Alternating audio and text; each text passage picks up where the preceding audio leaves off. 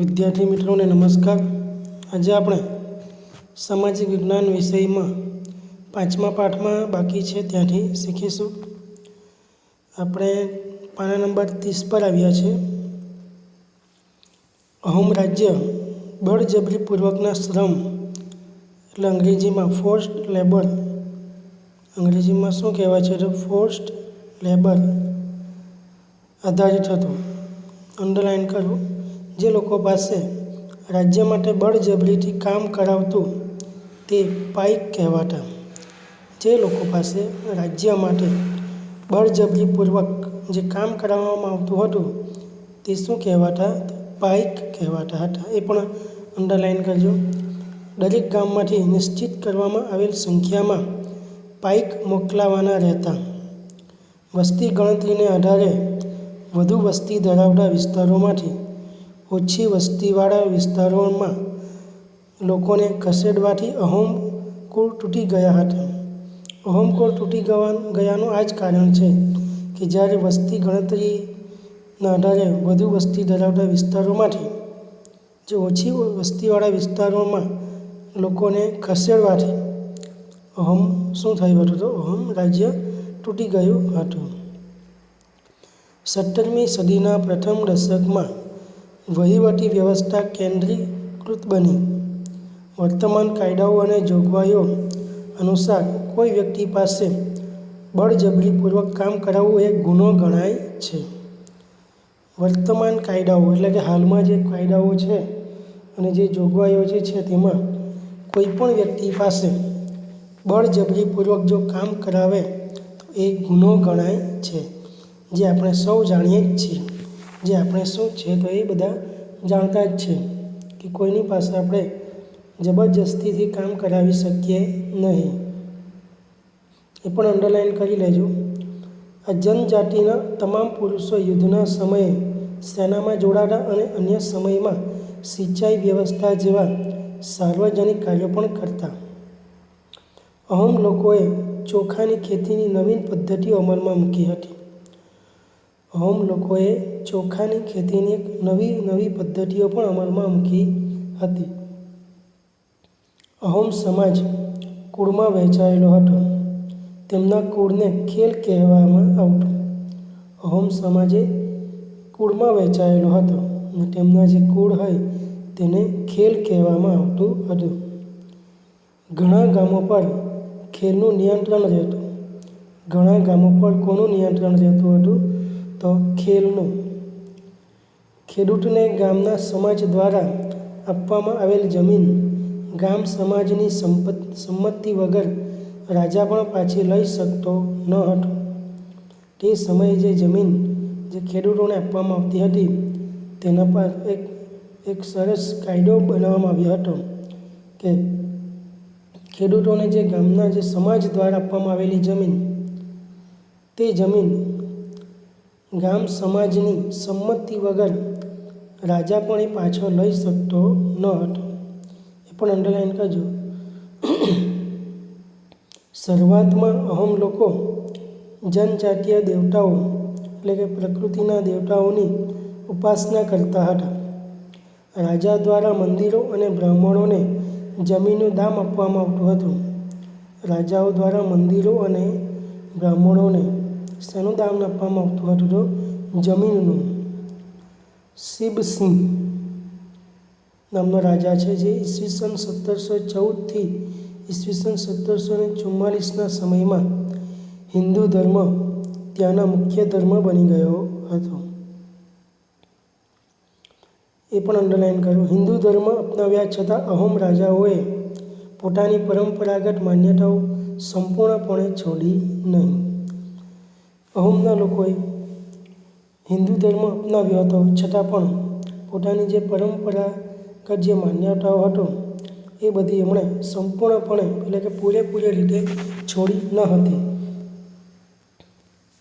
અહોમ સમાજ એક અત્યંત સુસંસ્કૃત સમાજ હતો.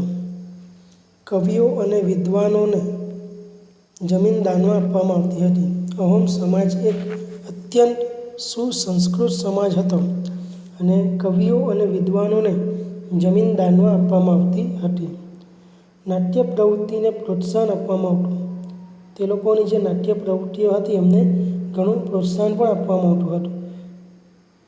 સંસ્કૃતની અગત્યની સાહિત્યિક કૃતિઓનો સ્થાનિક ભાષામાં અનુવાદ કરવામાં આવ્યો હતો. બુરંજી નામની ઐતિહાસિક કૃતિને પહેલાં અહોમ ભાષામાં અને પછી આસામી ભાષામાં લખવામાં આવી હતી. બુરંજી નામની જે લોકોની ઐતિહાસિક કૃતિ હતી તેને પહેલાં અહોમ ભાષામાં લખવામાં આવી હતી અને ત્યાર પછી આસામી ભાષામાં લખવામાં આવી હતી. એ પણ અંડરલાઇન કરજો. ગુજરાતમાં ડાંગ અને અન્ય પૂર્વ પટ્ટીમાં આવા જનજાતીય રાજ્ય જોવા મળતા હતા. આપણા ગુજરાત રાજ્યમાં આવેલું જે ડાંગ અને અન્ય પૂર્વ પટ્ટીમાં આવા જનજાતીય રાજ્ય પણ જોવા મળતા હતા. સતરામપુર, દેવગઢ, બારિયા તેમજ ડાંગની રાજ્ય વ્યવસ્થા અને સુસંસ્કૃતિ વિશિષ્ટ હતી. તેમના તમાસા, ભવાડા અને ઠાકરિયા જેવા નૃત્યો વિશ્વવિખ્યાત હતા. આ ડાંગી લોકોની જે પ્રખ્યાત નૃત્યો હતા તેમાં તમાસા, ભવાડા અને ઠાકરિયા જેવા નૃત્યો જે ડાંગી નૃત્યોનો ઘણા પ્રખ્યાત હતા. ડાંગમાં ડાંગ દરબાર પ્રતિ વર્ષે ભરાય છે, જેમાં રાજાઓને વર્ષાસન આપવામાં આવે છે. ડાંગમાં ડાંગ દરબાર પણ દર વર્ષે ભરાય છે અને એ ડાંગ દરબારમાં જે રાજાઓ છે એ રાજાઓને વર્ષાસન આપવામાં આવે છે. એ ડાંગ દરબાર વિશે પણ નીચે આટલું જાણવામાં આપ્યું છે. તે પહેલાં આપણે બાજુમાં ડાંગી નૃત્ય, જે ડાંગી નૃત્યનું એક ચિત્ર આપવામાં આવેલું છે કે ડાંગના લોકો જે નૃત્ય કરે છે એમને ડાંગી નૃત્ય કહેવામાં આવે છે, જે ડાંગનું ઘણું ફેમસ નૃત્ય છે. હવે આપણે નીચે આટલું જાણવામાં ડાંગ દરબાર વિશે થોડી ચર્ચા કરીએ. તો હોળીના તહેવાર દરમિયાન ડાંગ દરબાર યોજવાની શરૂઆત વર્ષો પહેલાં થઈ હતી. જે હોળીનો તહેવાર આવે તે સમય એટલે કે તેના પહેલાં એ ડાંગ દરબાર યોજવાની શરૂઆત ઘણા વર્ષો પહેલાં થઈ હતી. સરકારે ડાંગી રાજાઓ અને નાયકોને તેમના હકના બદલામાં વંશ પરંપરાગત સાલિયાણું આપવાનું નક્કી કર્યું હતું. સરકારે જે ડાંગી રાજાઓ હતા અને તેમના જે નાયકો હતા તેમના હકના બદલામાં વંશ પરંપરાગત સાલિયાણું આપવાનું નક્કી કર્યું હતું. જે પરંપરા આજે પણ ચાલુ છે. એ પરંપરા આજે પણ ચાલુ છે. એટલે કે દર વર્ષે સરકાર એ ડાંગના જે રાજાઓ છે એ રાજાઓને સન્માન કરે છે, એમને પ્રોત્સાહન પણ આપે છે. જે પરંપરા જે છે તે હજુ પણ ચાલી આવી રહી છે. તમે પણ વિદ્યાર્થી મિત્રો ડાંગ દરબારમાં તમે પણ ત્યાં પણ ઘણો મોટો મેળો પણ ભરાય છે અને ત્યાંના લોકોનું જીવન, લોકોની જે સંસ્કૃતિ એ બધું પણ જોવાનું મળે છે. એટલે તમને પણ જો સમય મળે તો તમે ડાંગ દરબારનો જ્યારે પણ ભરાય ત્યારે તમે એની મુલાકાત તમે પણ લેજો અને ત્યાં જોઈને તમે પણ એના વિશે ઘણું જાણકારી મેળવી શકો છો. ડાંગ દરબારે મતલબમાં હોળીનો તહેવાર પહેલાં આવે છે એટલું તમારે ધ્યાન રાખવું. હવે પછીનો આપણો ટૉપિક છે બદલાતો સમય, જેમાં નવી જનજાતિઓનું માળખું. ઉપરનું આટલું જાણોને પણ ટીક કરી લેવું. 16મી અને 17મી સદી સુધીના જનજાતિના ઇતિહાસને આપણે સમજવાનો પ્રયત્ન કર્યો. અત્યાર સુધીમાં આપણે 16મી અને 17મી સદી સુધીના જનજાતિના ઇતિહાસને આપણે સમજવાનો પ્રયત્ન કર્યો. હવે કાળાંતરમાં અનેક જનજાતિઓમાં વ્યાપક પરિવર્તનો આવ્યા. વર્ણ આધારિત સમાજ અને આદિવાસી સમાજના લોકોના એકબીજા સાથેના સંપર્કને કારણે બંને સમાજમાં પરિવર્તન આવ્યું છે. વિવિધ જનજાતિઓએ જુદી જુદી આજીવિકા અપનાવી છે. સમય જતાં તેમાંથી ઘણી જનજાતિઓ જાતિ આધારિત સમાજનો ભાગ બની છે. જેમ જેમ સમય બદલાતો ગયો તેમ તેમ તેમાંની જે ઘણી બધી જે જનજાતિઓ જે જાતિ આધારિત સમાજનો ભાગ બની ગઈ છે. જોકે ઘણી જનજાતિઓએ હિન્દુ ધર્મ અને જાતિ વ્યવસ્થાથી મોટે ભાગે દૂર રહી છે. તો તેમાંની ઘણી એવી જનજાતિઓ છે જે હિન્દુ ધર્મ અને જાતિ વ્યવસ્થાથી દૂર રહી છે. કેટલીક જનજાતિઓએ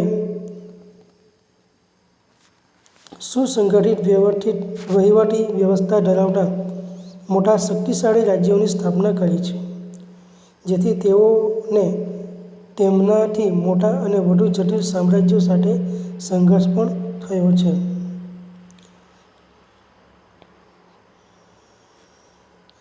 તો વિદ્યાર્થી મિત્રો, અહીં આપણો પાઠ પૂર્ણ થાય છે.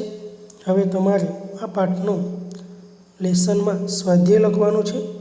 સ્વાધ્યાય તમારે સામાજિક વિજ્ઞાનની નોટમાં જે આપણે જે પ્રથમ સેમેસ્ટરમાં જે નોટ જે છે એ નોટમાં જો તમારા પર પાના વધેલા હોય તો એમાં જ બીજો ભાગ બનાવી દેવાનો અને એમાં જ તમારે સેમેસ્ટર 2નો અલગ ભાગ બનાવીને સ્વાધ્યાય લખવાનો છે.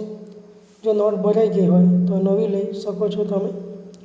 સ્વાધ્યાયમાં જુઓ તો પ્રશ્ન 1માં જોડકા જોડો, પ્રશ્ન 2માં ખાલી જગ્યા પૂરો, પ્રશ્ન 3માં વિધાન સાચું છે કે ખોટું છે તે જણાવો અને પ્રશ્ન 4માં નીચેના પ્રશ્નોના ઉત્તરો લખવાના છે.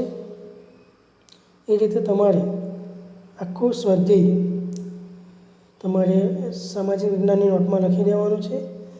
અને આગળનું પણ તમારું દિવાળી વેકેશનનું લેસન અને પ્રથમ સેમેસ્ટરનું પણ લેસન ઘણાનું જો બાકી છે એવું જાણવાનું મળેલું છે તો એ લેસન કમ્પ્લીટ કરી દેવાનું છે. તમારી નોટના પણ ચેક કરવાના છે સમય મળશે ત્યારે. એટલે તમારો ટાઈમ પર તમારે નોટબુક કમ્પ્લીટ કરી દેવાની છે. તો વિદ્યાર્થી મિત્રો, હવે આપણે નવા પાઠ સાથે નવા વિડીયોમાં મળીશું.